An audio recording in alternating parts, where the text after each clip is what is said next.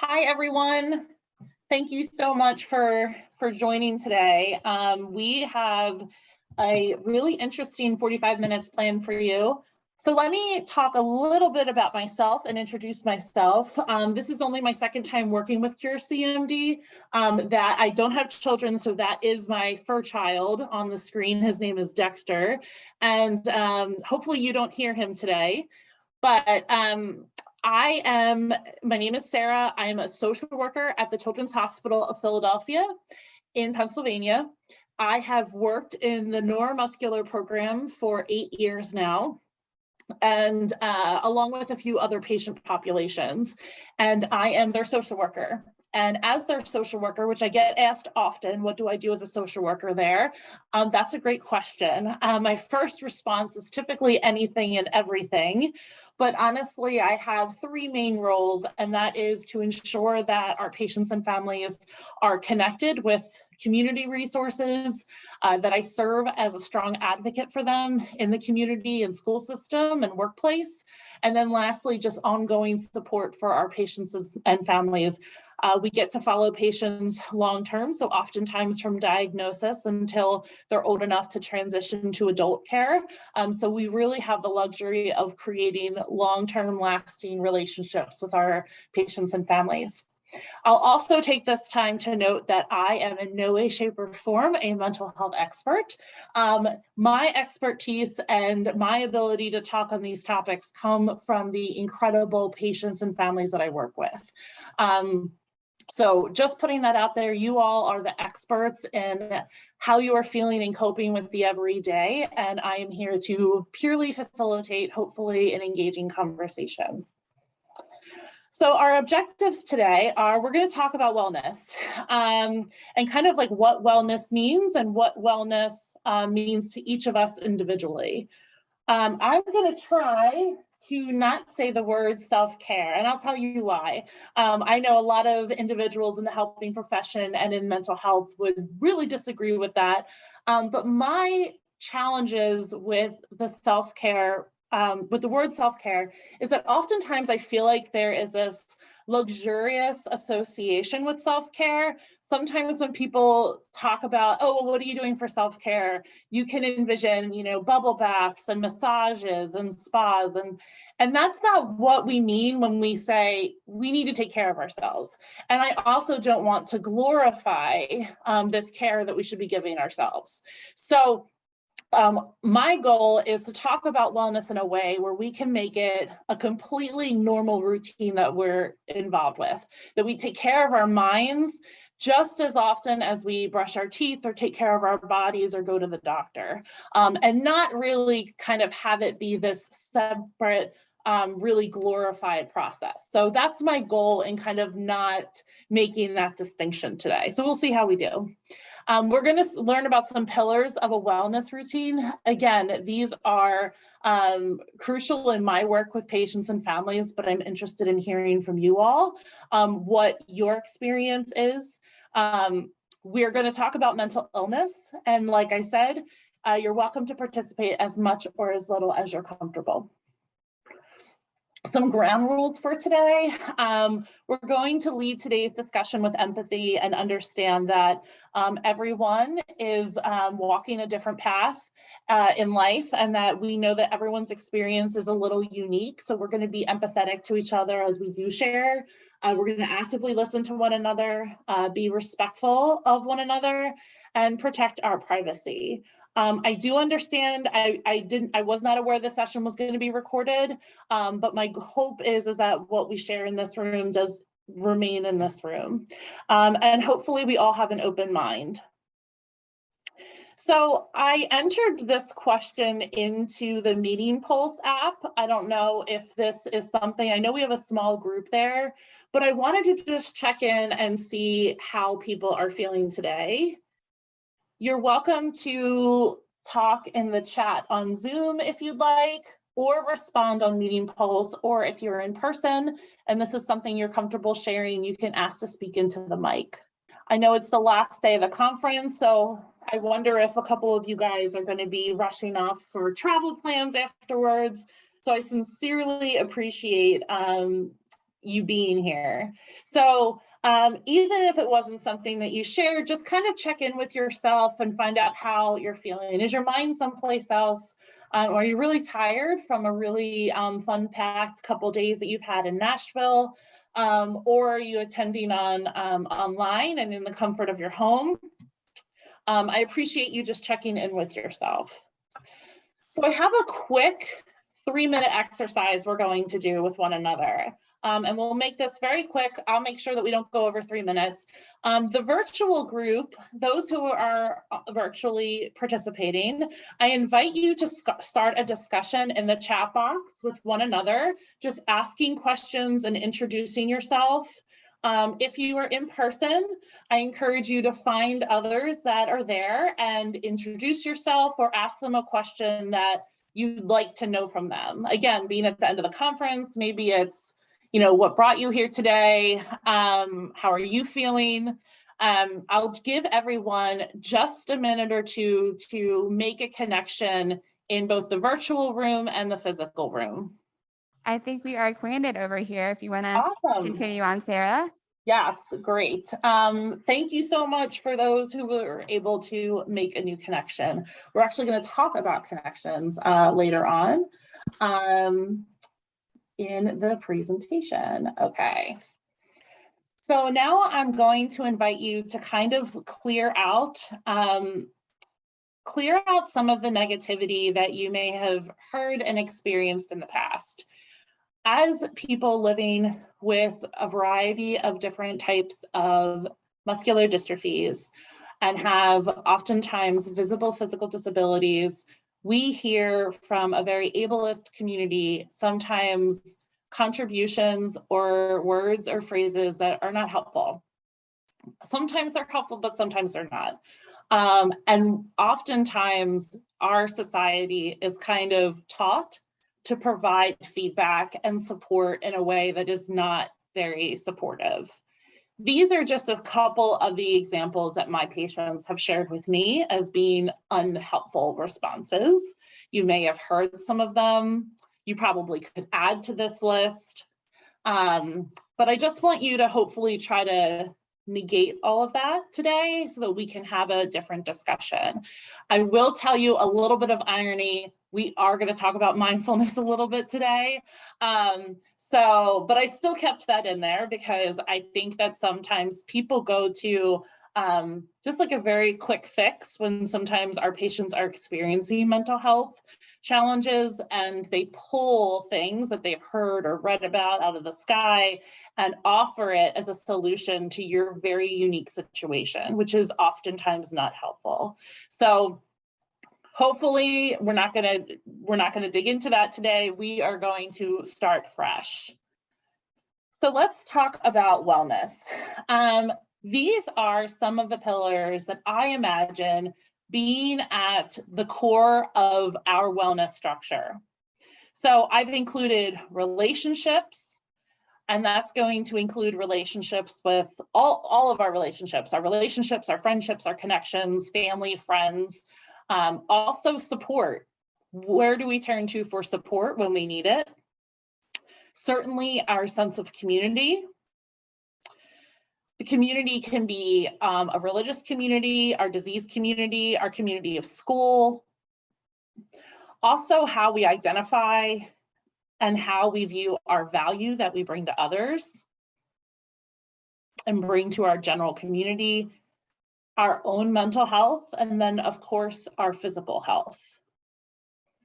So of course, this is not everything that builds wellness, but it is a couple core pillars, as I said, to really establishing what wellness may look like for you. So then I do ask, what else contributes to your wellness plan? And this can be something that if you're comfortable sharing, you can. If not, this is also in the, this is one of the questions in the app that you can always contribute later, but just take a moment to pause and think, what is another caveat to your wellness that you feel like is absolutely critical for you to feel okay?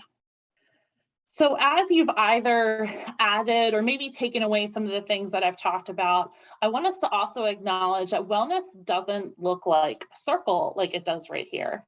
Wellness and our well-being kind of looks like this. And I know I'm an artist and drew this very beautiful mountainscape, but really to just show that we have ups and downs, that regardless of our preparation or of how mentally well we are or physically well we are, at some point in time, we are going to experience trauma. We are going to experience a downfall where our trajectory will be on the downhill versus the uphill.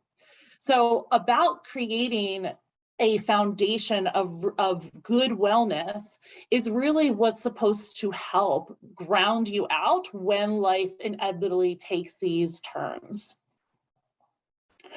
So first, I'm going to talk a little bit about relationships. And when I talk about relationships, it's important to know that all of our relationships matter.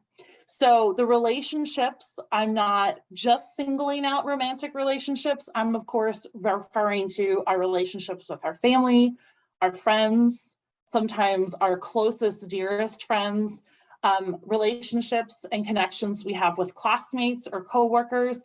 All of our relationships contribute to a wellness plan. Relationships, as we know, can be incredibly good for our mental health. And of course, I put good in italics for a reason.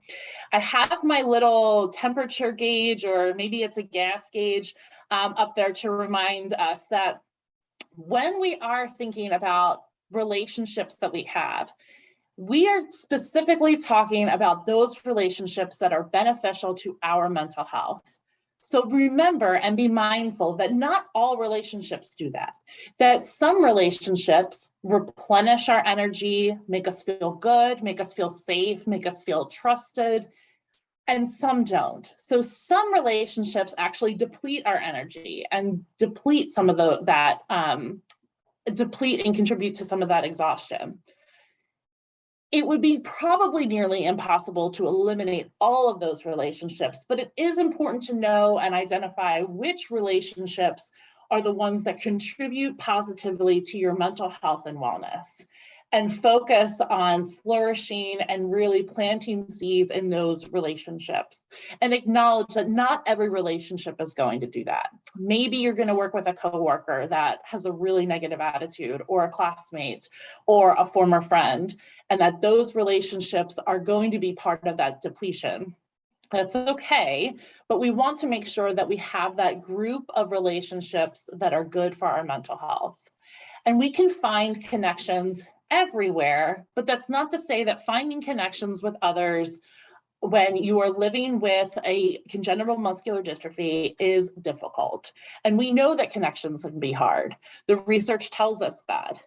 This study, which was done back in 2017, specifically looked at individuals with specific physical disabilities, including muscular dystrophy, and ultimately had said that adults with physical disabilities just sometimes have fewer opportunities of those friendly exchanges, and therefore don't necessarily have the same benefits of the mental health wellness that others may have by just having very typical connections with one another. So how do we build on relationships? One of the first and foremost things that I talk about with our patients is starting with you, and that is your common interest. So it is very difficult to put 10 people into a room and just magically assume that they're all going to be friends with one another. And that's really what I would describe sometimes a workplace or a classroom, that there has to be some sort of connection to another person for something to build from that. So oftentimes when my patients are talking to me about wanting to build friendships and wanting to get to know people, I ask them to start with their own interests. What are you interested in? Let's get you involved in an interest that you already have. It might be gaming, social media, it might be a particular type of club at school, or maybe even an activity that's offered at your workplace, and then go from there, because then you have a shared interest together. It's also important not to project, and I'm going to explain a little bit about what I mean by projections. With individuals that have apparent physical disabilities, it is very common for those individuals to project possible outcomes of a connection on another person.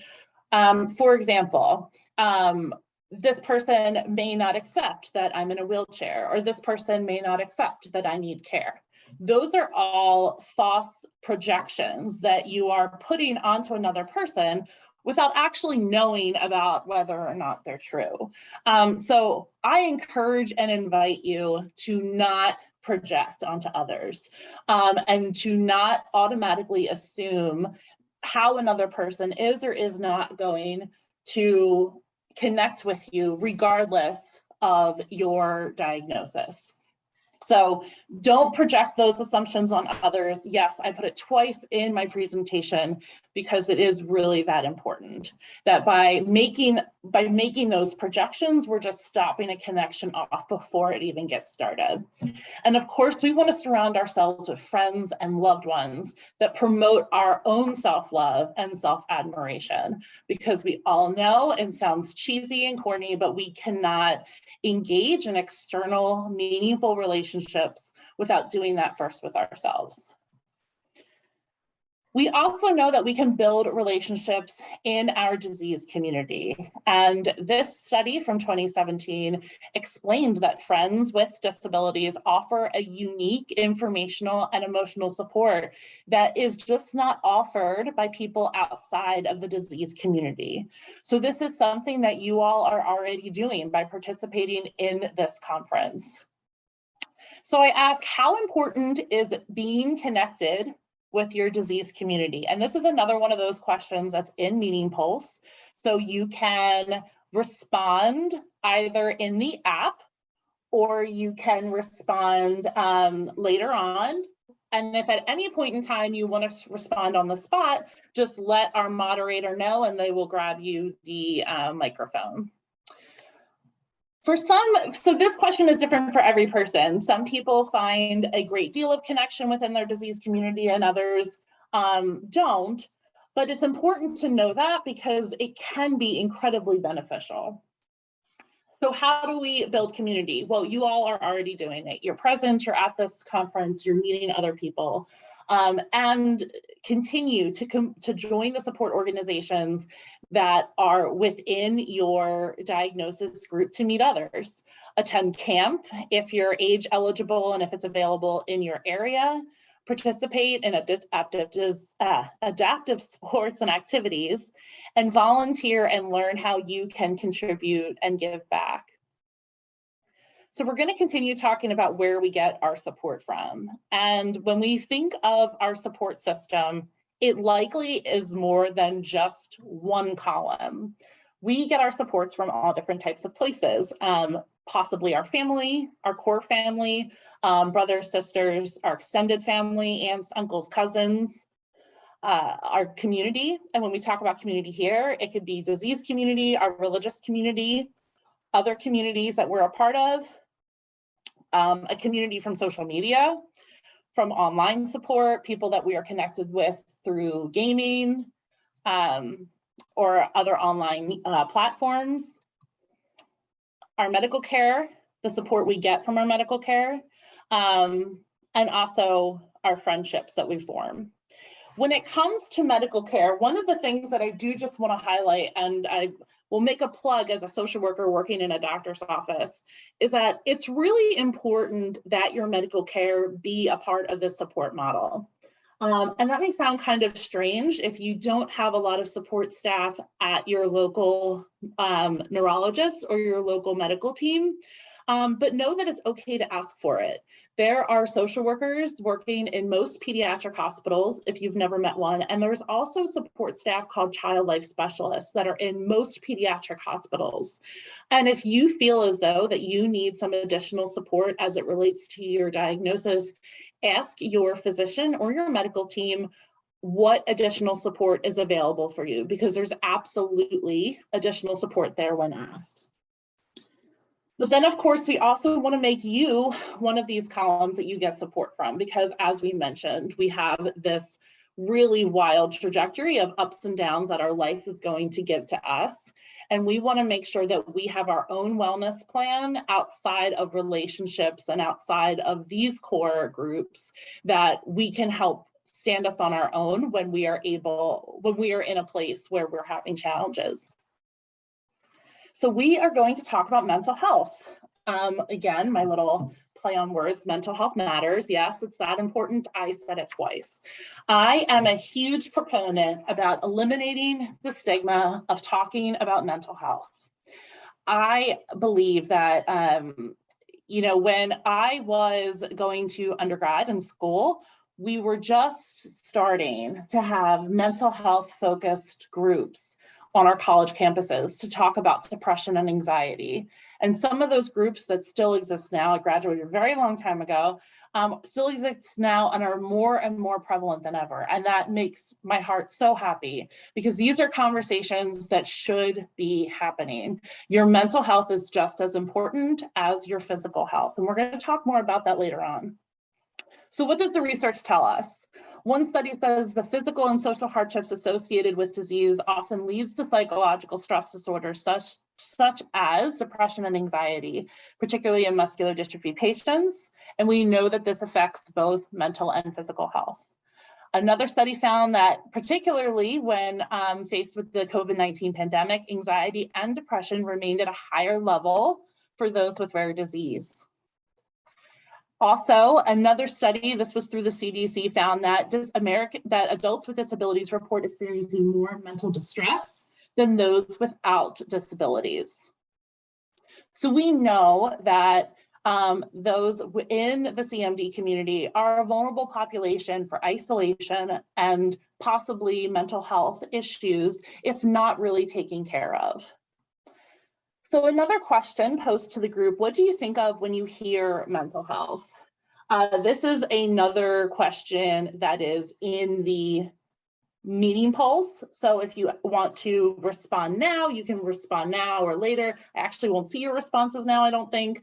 But this is something that you can always go back to, because a lot of times people have different perceptions of what it is when we talk about mental health and wellness. And hopefully today we're going to erase some of those stigmas and kind of break it down to a very simplistic way of understanding it. So we're going to do a little true or false about mental health statements. And you guys can either say it out loud or write it in the chat, whether or not you think these statements I'm making are true or false. Okay.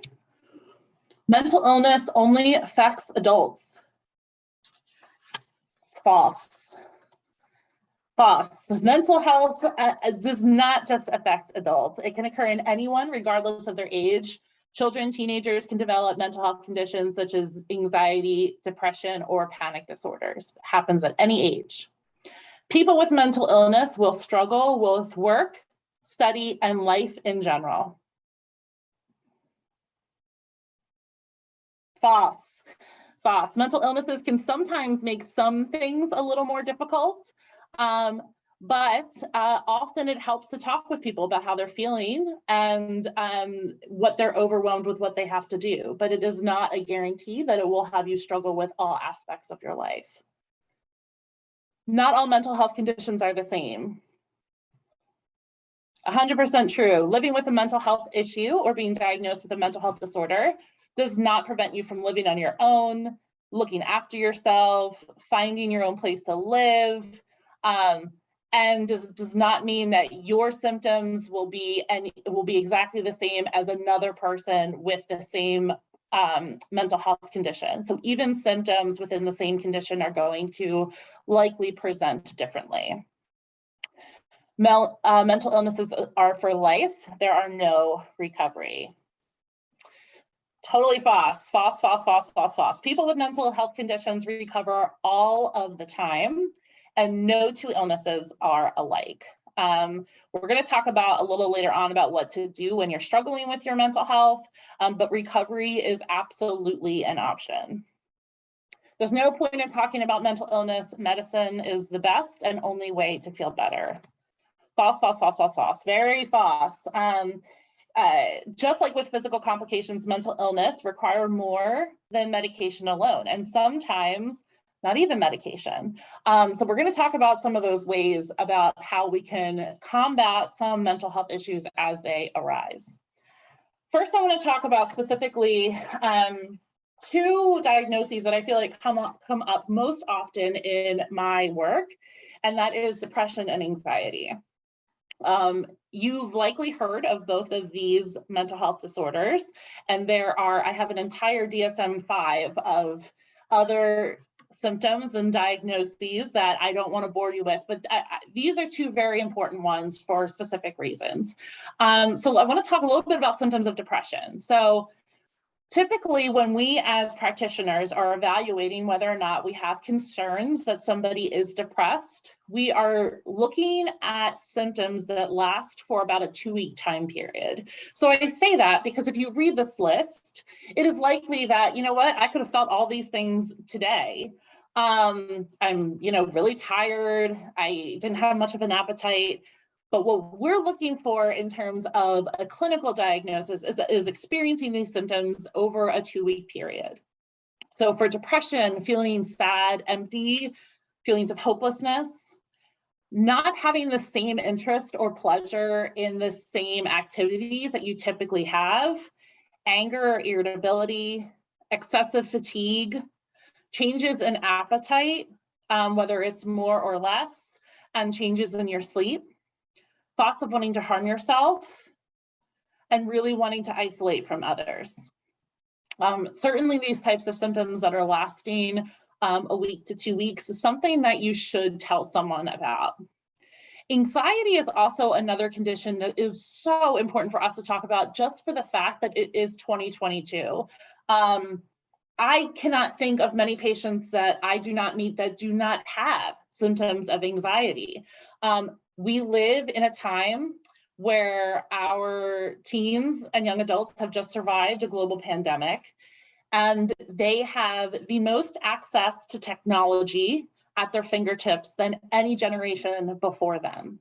So when they have an anxiety or a stress or a concern, they have tools at their fingertips to be able to Google things and look things up that sometimes can create more anxiety.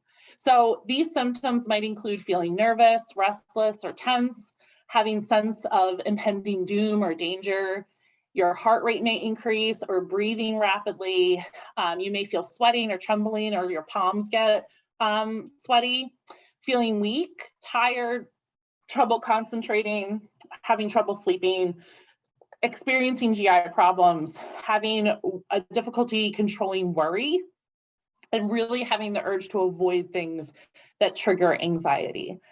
The challenge with anxiety is that when I'm talking about anxiety with patients and their families, anxiety is actually a very typical, normal feeling to have. You are allowed to feel anxious about a test or feel anxious about an upcoming procedure or something. So when we talk about anxiety in terms of a clinical mental health diagnosis, we're referring to feelings of anxiety that have actually been a barrier to you being able to complete the things that we want you to complete, or the things that we want you to be able to participate in, things that you like and that you enjoy. So what can we do about mental health? We can connect and talk about it and tell someone. We want to normalize conversations about our mental health. It is okay to tell others when you are not doing okay. It is okay to ask for help. So when you are feeling as though you are withdrawn or you're experiencing symptoms of anxiety and you want that to change, tell someone. Tell a doctor, tell a parent or a caregiver or someone that you trust that can get you help linked up with a therapist. So why does therapy work? I'm going to explain, and let me see if I can do this without losing everyone on the presentation. Okay, so I can't take credit for this. There's a psychologist named Dr. Julie Smith on Instagram, and she makes some really great videos. And when I was in grad school, I had a professor talk to me about trauma, and I have tried to repeat it multiple times because his example was so beautiful, and I have not done well at doing that. And this woman nailed it out of the park. So we're going to do it today. So imagine that oh, you can't see it because of my green screen. Let me take my green screen off. So imagine this. This is your brain. And this is your capacity for being able to gain new information and be able to process information that happens. So what happens as we live is we have traumatic experiences happen to us. We have experiences that are related to our physical condition. We have experiences that are related to typical trauma that happens to many children and adults. And our capacity gets really filled. And we don't process this information. So it quite literally becomes overflowed with this trauma and these experiences.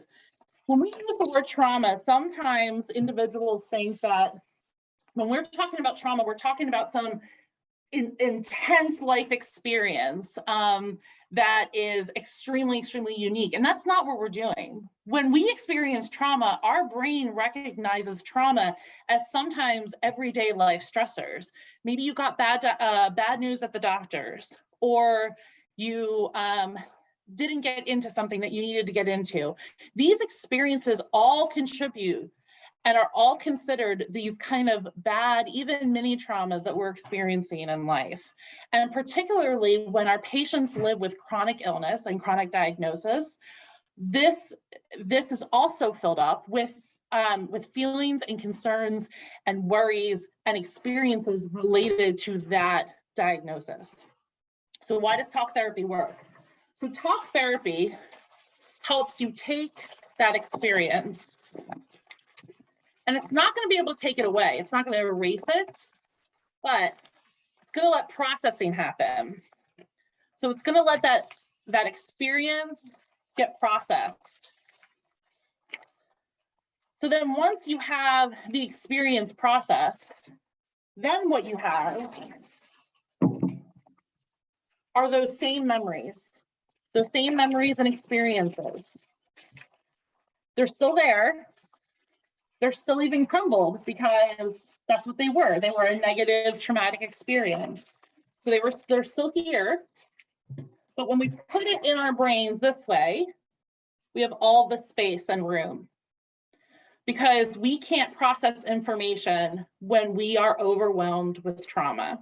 And that is why didactic and talk therapy is so efficacious. Okay. All right.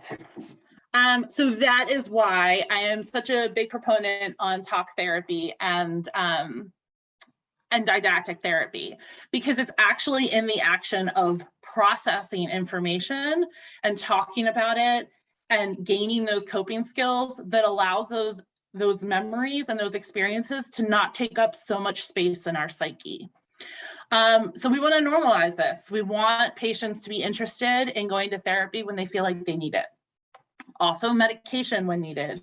We also get and understand that there can be a stigma around going to the doctor for medication for how you're feeling. We want to try to eliminate that the best as we can. Making a mental health plan. This is very important. So oftentimes when I meet with patients and families, sometimes it's in a state of crisis, and we do something called safety plans. If you've heard of a safety plan before, sometimes safety plans are plans that we create when we are with an individual where we are concerned that they may harm themselves, and we come up with a plan to ensure that that doesn't happen. That's a safety plan. Our whole goal as mental health practitioners is to have plans in place before we get to a place of crisis. And that happens by knowing your own signs and symptoms of how you're doing mentally. So when you know and you can acknowledge your own symptoms of, I'm becoming a little too isolated, Or maybe I'm getting new headaches that I didn't get before. I'm just feeling really more isolated and irritable. Those are the times when you want to take a step back and have a wellness plan in place. And that may look different for everyone else. Maybe it's skipping that commitment that you made. Maybe it's just taking some time for yourself. Maybe it's scheduling an appointment with your therapist, but it's doing something out of the routine so that that progression does not keep going. We all know that our physical health has a huge link to our mental health. We know that the two are very, very intertwined, which is why so often when we experience physical symptoms, we often then will experience mental symptoms, and vice versa. When we are experiencing different symptoms of stress and anxiety, oftentimes we feel those physically, sometimes we get GI symptoms, sometimes our hearts are racing. Those, they're very intertwined. When it comes to your physical health, it may be very overwhelming or challenging to think of, how can I be in control of my mental health? How can I be in control of my physical health to help me from a mental health perspective? And the answer is you can't always. That, of course, living with any of the CMDs, there are a lot of things that are outside of your control and outside of what you can and cannot necessarily control. But there are things that we can do. So suggestions include making sure you take your medications, go to your doctor's appointments, follow your doctor's advice. But most importantly, the three key things that are going to help have a positive effect on your mental health is being your own health advocate. So when you are experiencing things in your body, ask questions, express concerns. You are responsible for taking care of the body that you have. So when you go to the doctor, you can ask for extra time to talk with them. You can go with your own questions, and you can explain to them, hey, I'm experiencing this new symptom. I haven't felt it before. I really need to ask questions about it and have it looked at. That in and of itself is so good for your mental health, because it's showing that you're taking ownership and that you're investing in your own healthcare plan. I wanted to talk very briefly about identity and the perception versus reality, because I think that this is really important, that oftentimes individuals in the neuromuscular community get swallowed in that their identity is so embedded into their diagnosis, and that maybe there's these other things that do make them a person, but it's not what the outside sees, and it's not what society it's what's focused on. When really we know that our patients in this community are beautiful kaleidoscopes of identities. So I challenge you to really focus on all of the different perspectives of your identity and how you identify, the things that make you feel connected, that make you feel alive, that make you feel happy and joy. Focus on those parts of your identity and share them with others. Which leads me to another question, that of all of the questions that I hope that you go and answer on the Meaning Pulse, I hope that you do this one. It is one thing that you wished others knew about you. So we've talked about this before, about just the need of a wellness routine to navigate those peaks and valleys. We all know that regardless of all of our preparation or the best mental health care plan or the best therapist, best medication, that we're still going to have peaks and valleys, which is why we just have to know our bodies, know those telltale signs of when we're not feeling well, whether it's emotionally or physically, so that we can get our support system in place to try to navigate. I'll talk very briefly about just navigating isolation and differences. My advice to you is to be your own advocate and change your bubble. Your bubble is my very professional scientific term of your people. So we have these communities, and if you consider that your local group is your bubble, feel motivated to make those changes. Educating others may be exhausting, and it's always okay to take breaks, but it's also okay to tell people that are within your space, within your bubble, specifically things that you need from them. Hey, when you're talking to me, I need you to lean down. Or I've been over here a couple times, your ramp is broken. I really need you to help fix that. Be your own advocate. That will actually help with helping others acknowledge that that individuals have differences, and will help with the isolation. I was going to go through mindfulness, although I don't think that we have enough time. I will just show you, this is something that if you want, we can always share later. These are just 5 quick mindfulness practices. I say this with the caveat, I know that I poked fun at mindfulness at the beginning of the presentation, don't tell anyone, but that was purely because I remember when I was an undergrad and mindfulness came out and was kind of started in the early 2000s. And I am a very A-type type personality where I'm very concrete and I'm very task oriented. So when they were talking about guided imagery and these types of exercises, I thought they had lost their mind. And I thought that this was going to be a fad that was going to pass. And boy, was I wrong. So mindfulness is absolutely so beneficial to our mental and physical health. Now, the one thing important to know is that mindfulness is not the same for every person.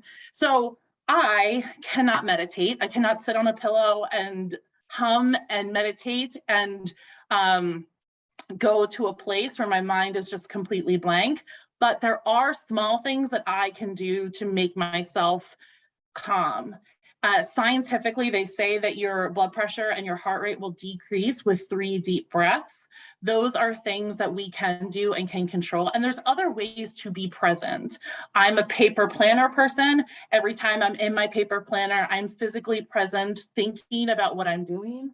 There's apps, there's YouTube videos, there's even your Apple Watch or your Fitbit can remind you to take a breath. Really customize a plan that works for you. When I talk about mindfulness, sometimes I change the word mindfulness to just being present and being aware. Doing something mindfully is also a great exercise. So just being aware of what's going on in your surroundings. Takeaways from today, just know that a wellness plan is really unique. You have to learn about it and you have to live it. We encourage you to always talk about your experiences, good and bad. Normalize taking care of yourself, both physically and mentally, and honestly be uniquely you. It is our differences in the world that make us a more strong, interesting planet. I also have on there is a crisis text line now. If you were interested in talking with anyone at any point in time when you're not feeling well, you can text this number, which is 741-741, text hello, and they can start a conversation with you. And just a thank you to my team, but most importantly, all the families that I work with. And thank you so much for joining today.